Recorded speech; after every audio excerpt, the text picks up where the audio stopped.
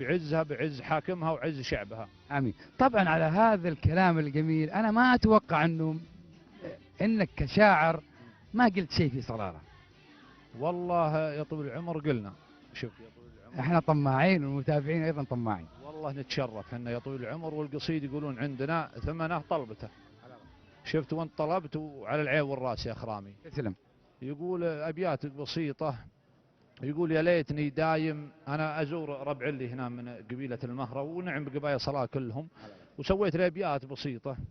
يقول يا ليتني دايم اجي في صلاله وزاور المهره من الحين للحين، اهل الكرم واهل الوفا والشكاله، وهالمرحبا بالضيف واهلا وسهلين. الضيف لنجاهم في اسع فاله، يلقى الشحم والكيف والمذهب الزين، مشعوم تنضوه وبهر دلاله، ونجره ينادي الضيف والناس ممسين، ومن قبلها قدم صحون الفواله وفنجال بالنمه ولوها الرديين، ثم قلط الميسور طيب وسهاله مع نفس من شرحه، ولو كان بالدين المهره اللي ساكنين صلاله، تقديرهم يبقى على الراس والعين، تقديرهم يبقى على الراس والعين. والكلام ان شاء الله لها صلاله جميل. تسلم تسلم صح لسانك. تسلم صح لسانك بامانه، قصيده يلقى الشحم والكيف والمذهب الزين. والمذهب الزين الصراحه طبيعه واجهتها انا من عمان، يعني من حدود البريمي الى صلاله، ونعم الرجال، وهي طبايعنا الخليج يعني ممتازه بالكرم والعادات الطيبه،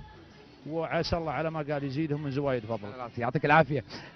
يعني شو هي الاماكن اللي انت تراهن عليها؟ يعني لما تكلم اصحابك ابى اوديكم الى هنا تشوفوا البلد وكذا، الاماكن لازم تحسهم يروحوها، العيون مثلا في صلاله.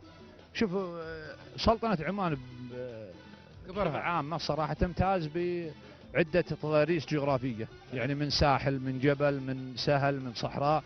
شفت يا طويل العمر، وبالذات صلاله، يعني صلاله سبحان الله انت جاي من جهه ثمريت صحراء نجد، مثل ما نقول عندنا في نجد ربع الخالي يعني. الله الله صحراء قاحله، سبحان الله تسند مع الجبل اللي يجيك الضباب.